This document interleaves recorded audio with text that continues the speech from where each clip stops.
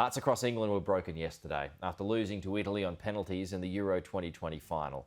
As that disappointment sank in, a slew of racist comments were made on the social media profiles of the three young players who failed to score in the shootout. We were so close. Football came to the front gate. Saka has to score. It's saved by Donnarumma. But turned back. Instead of victory, just more hard lessons. The England manager says losing in a final is what many teams experience on the road to becoming champions.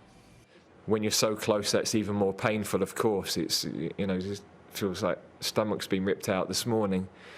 But I know when my logical brain comes back to life in a few days that is the process we have to go through.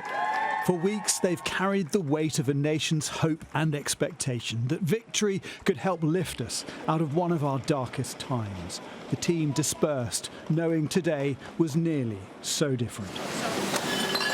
But the party is over. And while the team showed dignity in defeat, some fans ruined it with a barrage of racist abuse on the social media feeds of black players. In Manchester, a mural of Marcus Rashford was defaced with racist slurs. For some of them to be abused is unforgivable, really.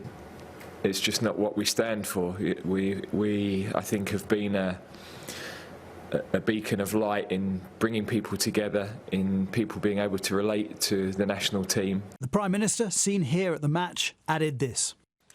And to those who have been directing racist abuse at some of the players, I say shame on you, and I hope you will crawl back under the rock from which you emerged. Because this entire team played like heroes.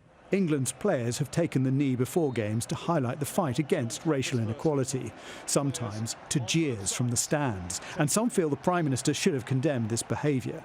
Gareth Southgate and the players a few weeks ago, about 5 days on the trot, told us that they were taking the knee to promote equality and it was against racism. The Prime Minister said that it was OK for the population of this country to boo those players who were trying to promote equality and defend against racism. The potential of this team is in its youth. Bukayo Saka, whose penalty shot was saved at the end, is just 19.